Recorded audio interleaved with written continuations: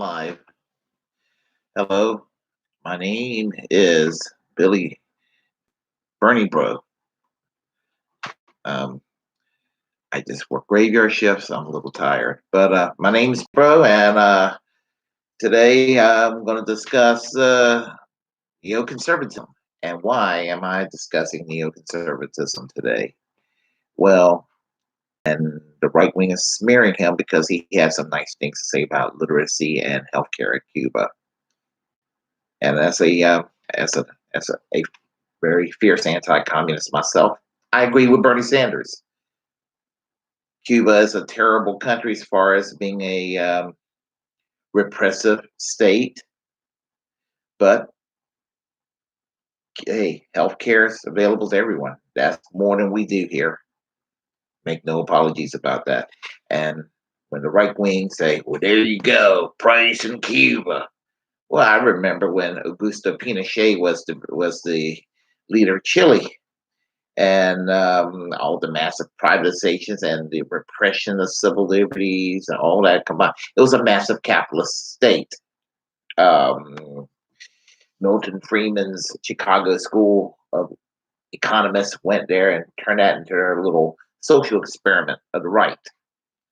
And free speech was repressed, and people, political dissidents literally thrown off of helicopters as a method of execution, that sort of thing. And the right wing defended this shit. Say, well, I like their free market reforms, even if I didn't like every aspect of Chile under General Augusto Pinochet. They used to say shit like that. Why is it okay to praise the non controversial aspects of Pinochet's reforms? Which it is still controversial, but capitalism in itself is relatively benign now. Well, Bernie Sanders being called a communist when he's not. And you're going to see the attacks, and you're going to see the vicious smears against Bernie Sanders right now. Um, it's coming from corporate Democrats, but it's coming from good old fashioned right wing cold warriors, McCarthyite style smears. John Birch Society on steroids. The way I hear some of the hyperbole going on. Well, Republicans, when you're going around smearing Bernie Sanders, remember, you got some communists on your side too. They're called neoconservatives. Now, the average neoconservative today has never actually been engaged with the left or have developed left wing thoughts or what have you. Some of these people have been lifelong Republicans, but they have the evolution of the movement goes back to the Trotskyite movement of the 1930s. And the American Trotskyism kind of they had some sectarian splits around the time of World War II. And some of these people that were splitting over the Soviet German pact, the Stalin Hitler pact, they had questions about how they're going to regard the Soviet Union, and some Trotskyites said it's a deformed worker state. Some of them said no, don't want any part of that. And the third camp internationalism that kind of developed. One of the better aspects of Trotskyism was third camp internationalism, and some of us in the peace movement embraces that, and that's not a bad position to oppose communism and capitalism equally, or in their cases, Moscow and Washington D.C. during the Cold War. And that was developed by Max Shachtman. He founded the Independent Socialist League in the 1940s.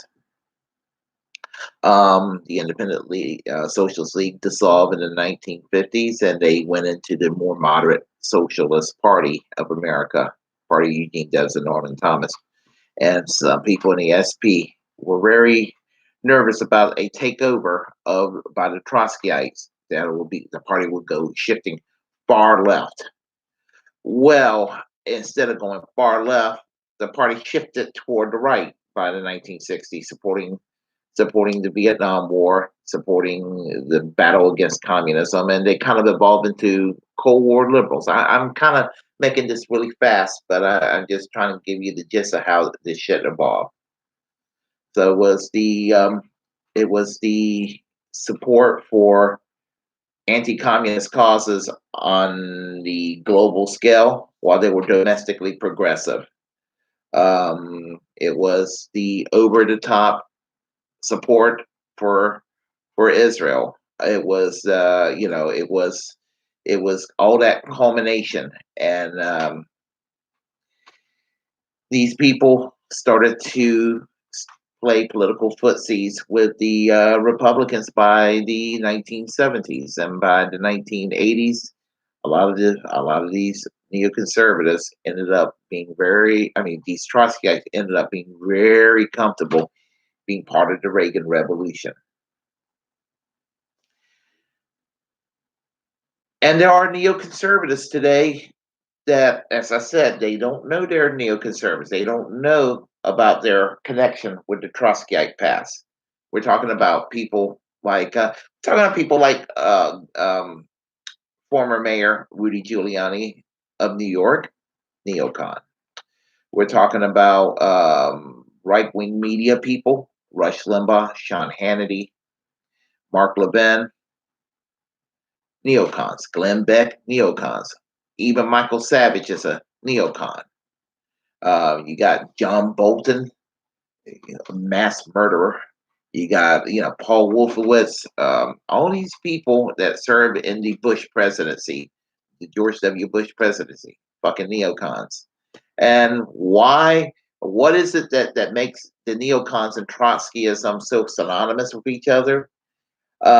It's called worldwide permanent revolution, and that was the thing that Leon Trotsky believed in, whereas Joseph Stalin was kind of a reactionary and believed revolution of one nation state at a time. Trotsky believed in a worldwide revolution. A name that goes by these days is entrepreneurial proletarianism, nation building. Um, Not opposed to Western democracy. I think that Western democracy is fine, but people going to have to come up to their own conclusions. You can't sit there and impose Western democracy at gunpoint. And that's the problem with neoconservatism. And neoconservatism can range from moderate rhino Republicans, and they can be as fanatical as your Pat Robertsons and your John Hagees out there, with their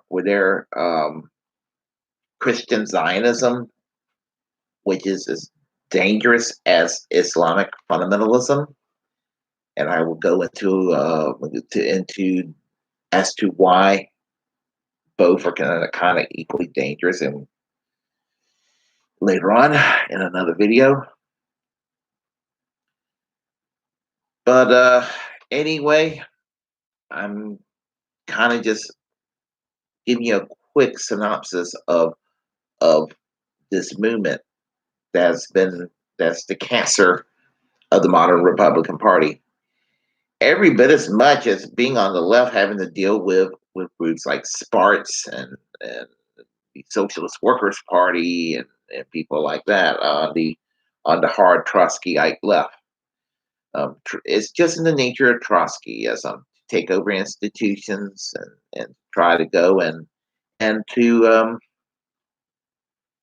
try to what they can't take over, they're they're willing to tear down, and that's pretty much what Trotskyism has done on the far left, and it's being done on the right these days. It's really weird because there are people on the right that are not neoconservatives that I kind of halfway come to peace with. And when they find out, and they found out why I have a beef with neoconservatism due to my anti-Trotskyist sentiment, well, some of these more reasonable paleocons and libertarian types would be like, "Gee, I see I see why you're concerned too." So anyway, I'm Bernie Bro. I work graveyard this evening, and I'm very tired, but I felt compelled to make a video. And feel free to comment, good, bad, or indifferent. Peace.